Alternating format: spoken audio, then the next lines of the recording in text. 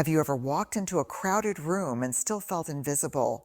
Have you ever laughed on cue, nodded on time, and left the party more alone than when you arrived? We don't talk about it much, the man with no friends. Not because he doesn't exist, but because we don't know how to hold space for him. But he's your gi, but he's real. He's in the office next to yours. He's standing quietly at your family gathering. He might be the one staring back at you in the mirror. This isn't a speech about pity.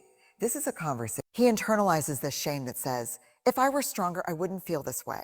But here's the truth we need to say out loud. Feeling deeply is not weakness. Masculinity has been mistranslated. It's been stripped of tenderness, of emotional courage, of the full, rich complexity that makes a human whole. True strength isn't stoicism. True strength is having the guts to be honest, to be seen, to say, I'm hurting and I want more. Let me be even clearer. A man with no friends is not a failed man.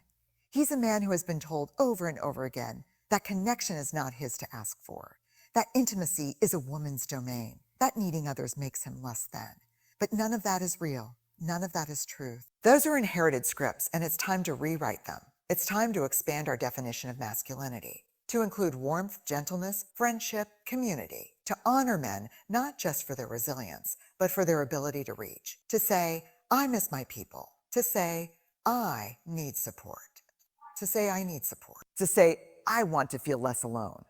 Because when we allow men to reclaim the full spectrum of who they are, not just the strong parts, but the soft parts too, that's when real connection becomes possible.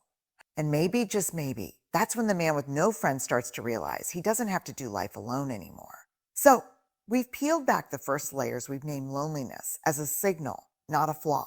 We've questioned the old definition of masculinity that demanded silence. That demanded silence. Now we arrive at the heart of it all, vulnerability. And let's be honest, that word makes a lot of people squirm, especially men who've been raised to believe that vulnerability is a kind of weakness, a crack in the armor. It's seen as exposure, as danger, as loss of control. But what if we've misunderstood vulnerability just like we've misunderstood masculinity? Vulnerability is not standing in front of a crowd and pouring your soul out. It's not breaking down to prove you feel. It's not a dramatic confession that leaves you empty and raw. Vulnerability is simply the courage to be real. It's saying, I don't have it all figured out. It's texting a friend, hey, I could use someone to talk to. It's walking into a room and letting yourself be seen, not just noticed. That kind of honesty. It's not weakness, it's strength with the armor off. Here's the paradox. The very thing we fear will push people away. Our imperfection, our uncertainty, our need is exactly what allows people to truly connect with us. Vulnerability is the bridge that invites others in. It's the doorway to authentic friendship. It's the language of trust.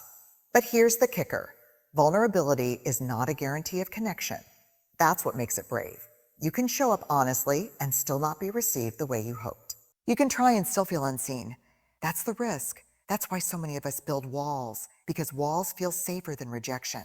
But here's the deeper truth. Walls also block love. They block belonging. They block the very thing you're aching for when you say, I feel alone. So we have a choice. We can stay guarded and safe but disconnected. Or we can show up messy and human and build something real.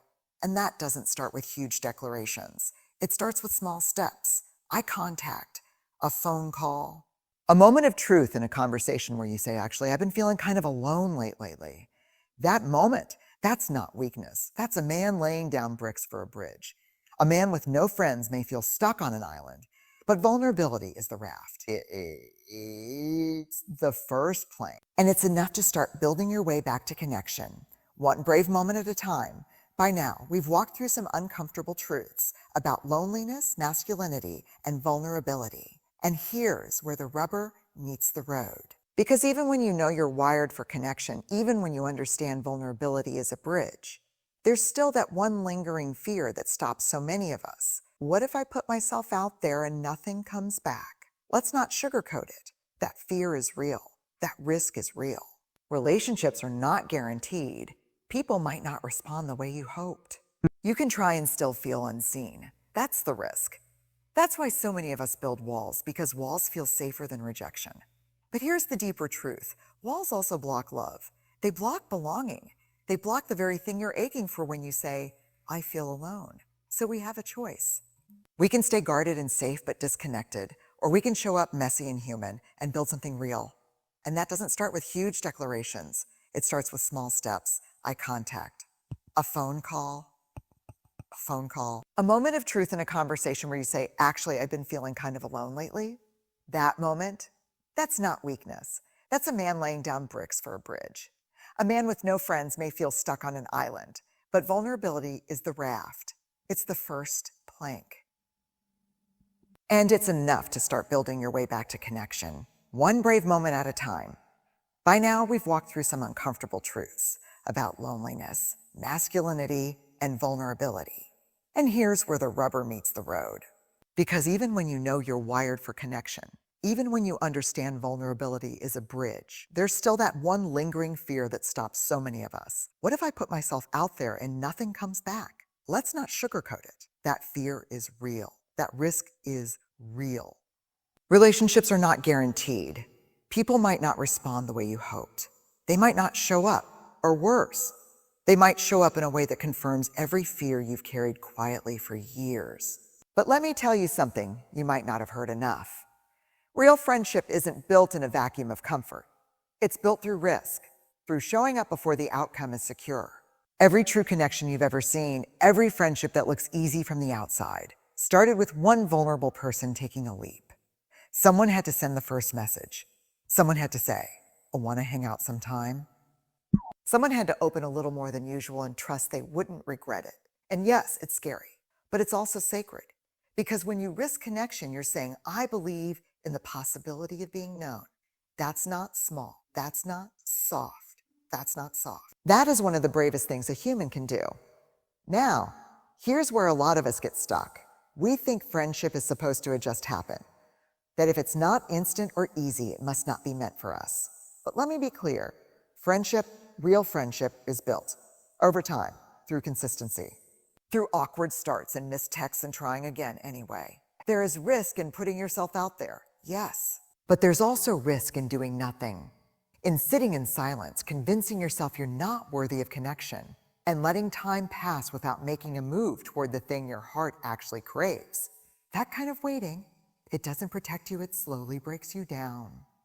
So you get to choose discomfort now or disconnection later. Real friendship requires risk, the risk of being misunderstood, the risk of being too much, the risk of being seen. But in that risk, there's also hope. There's the chance, however small it may feel some days, that someone out there is waiting for you to go first, to say, hey, can we talk? Or I'd love to hang out. Or simply, I miss having people I can be real with. That's where connection starts. Not in perfection, not in perfection, but in the risk of being human out loud.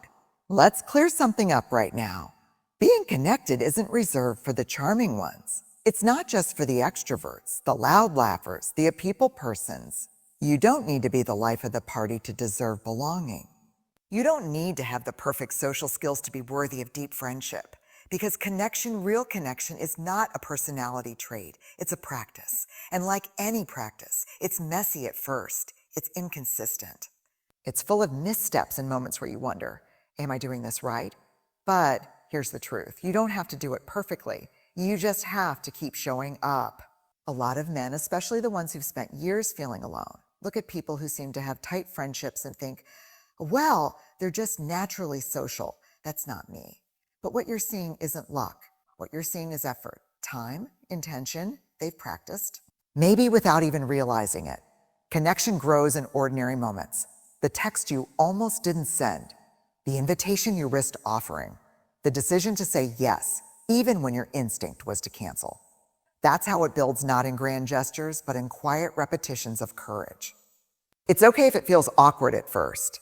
It's okay if you don't know what to say. It's okay if you stumble a little. The practice of connection doesn't require you to be perfect, it requires you to be present. And when you treat connection as a practice, it gives you permission to learn, to grow, to adjust, to try again. It becomes something you do, not something you either have or don't.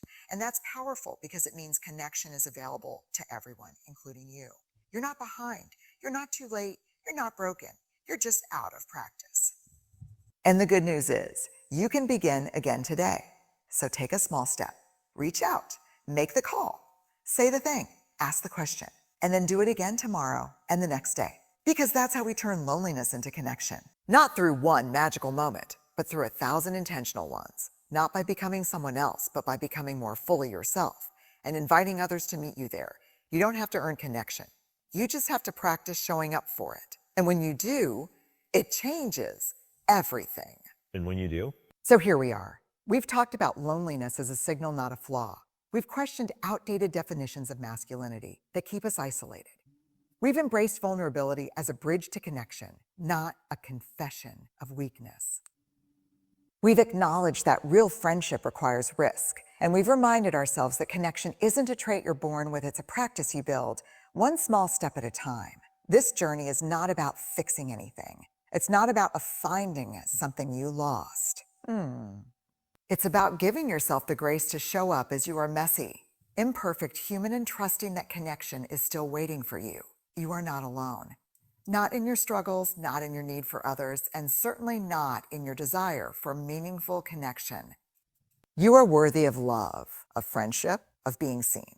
When you take those small steps, those brave, vulnerable, risky steps towards reaching out, you'll start to find the people who will meet you there, who will walk beside you, who will remind you that you never have to face this world alone. So take a breath and then take that step. Your story of connection begins right now. Thank you.